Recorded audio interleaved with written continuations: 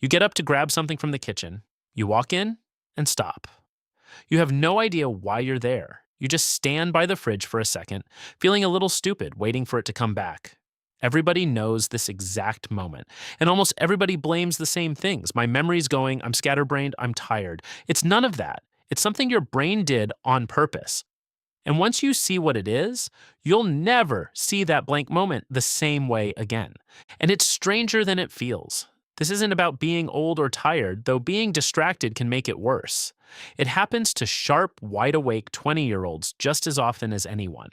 A lot of people quietly worry that blanking like this means something is wrong with them. It almost never does. This little glitch is so common, it actually has a name: the doorway effect.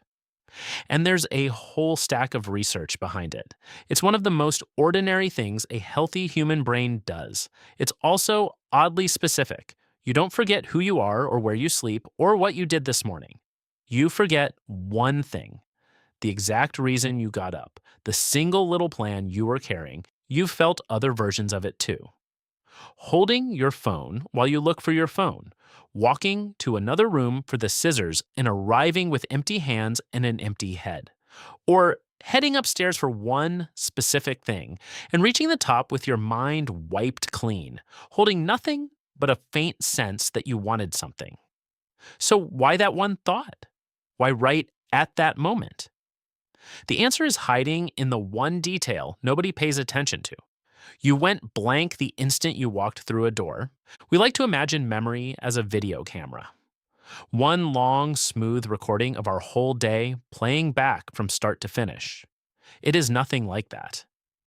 Picture if every second of your day stayed switched on at full volume, all at once. Every sound, every thought, every detail with no off switch. You'd drown in it. You couldn't think at all, so your brain does something much smarter. It works less like a camera and more like a film editor. It chops your day into chunks. Think of chapters in a book or scenes in a film. Your brain quietly decides this is one moment, and now this is a new one. It gathers up everything from the scene you're in, where you are, what you're doing, the thing you mean to do next. And it holds that little bundle ready while you need it. The reason you headed to the kitchen was tucked inside that bundle. So what tells your brain that one scene has ended and a new one has started? One of the strongest signals is a doorway. When you walk from one room into another, your brain treats it like the end of a chapter. It decides that moment is finished. It takes the whole bundle from the room you just left, the thoughts, the plan, the reason, and files it away to clear some space. Then it opens a fresh, empty bundle for the new room. So you arrive in the kitchen with a clean slate. Which is exactly the trouble. The reason you came was packed up with the old room. You walked into the new scene holding nothing at all. You didn't lose the thought. Your brain just left it in the other room. You might wonder why a doorway, of all things. It comes down to what a door has meant your whole life. Step through one, and almost always something genuinely changes. A new room, new people, a new job to do. After a lifetime of that, your brain learned a simple rule. A doorway is a safe bet that the situation just changed. So it built a little reflex. New doorway, new scene. Wipe the desk. Most of the time, that reflex is a gift. It stops the clutter of one room from leaking into the next. The forgotten plan is just the rare price you pay for a system that usually works beautifully. And this isn't some idea someone dreamed up. A scientist named Gabriel Radvansky at the University of Notre Dame actually caught it in the act. He had people pick up items and either carry them across one big room or the same distance but through a doorway into a different room.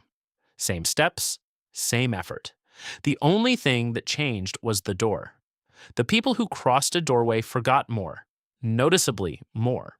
Just passing through that frame was enough to make the thought slip away. He even tried it inside a video game where people only walked through doorways on a screen, sitting perfectly still in a chair. Same result. They forgot just as much. Your brain files a pretend doorway just like a real one. There's a flip side to all this, and it's genuinely useful. If the thought got filed with the old room, then you can go back and collect it. You've done this without knowing why it works.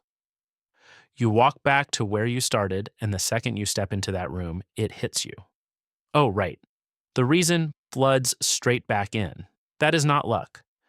You return to the exact scene the thought was bundled with, and your brain pulled the whole bundle back out for you. The room itself is the reminder. It's the same reason walking into your childhood bedroom can flood you with things you hadn't thought about in years. Step into the old scene, and the memories filed there come along with it. And if there's something you really cannot afford to forget on the walkover, there's a simple fix. Say it out loud: scissors, scissors, scissors. Or hold a clear picture of it in your mind as you cross the threshold. Giving the thought a voice or a face keeps it from being quietly filed with the room behind you. You're refusing to let your brain end the chapter. Now, the simple version of this gets repeated everywhere. Doorways make you forget, full stop. The true version is a bit more honest and a lot more interesting, because doorways don't always do this. When researchers looked harder, the blank mostly showed up when someone's mind was already full. When they were juggling a few things, a little distracted, running on autopilot, cross that same doorway with a calm, quiet head. And often, nothing happens at all. So the door was never doing something magic to you. The door is just the trigger. The real cause is a busy mind crossing a line it treats as the end of one scene and the start of the next. And once you know that, the whole blank moment flips from embarrassing to kind of wonderful. You're not falling apart. You just watched your own brain do its filing.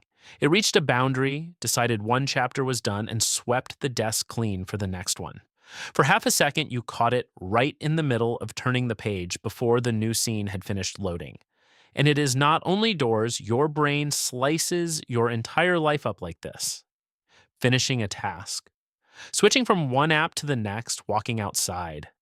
Even falling asleep is an enormous scene break, which is part of why yesterday already feels packed away in a box. It's why the start of a meeting, or stepping from a quiet street into a loud party, can knock a thought clean out of your head. New scene, fresh bundle. These breaks are the reason you remember your life as a string of separate moments instead of one endless gluey blur. When you look back on a whole year, you don't replay every minute. You flip through a handful of scenes, and those scenes were cut at moments exactly like this one. Doorways are simply the cut you can actually feel happening in real time. So next time you march into a room and freeze completely blank, don't sigh and call yourself an idiot. You just stepped over one of the invisible seams your brain uses to hold your entire life together. And if you want that thought back, you already know the move. Walk back through the door and let the room remind you. Your brain is full of these quiet little habits it runs without ever asking you. Most of them you will never catch. There's another one waiting for you right now. Go let it mess with you.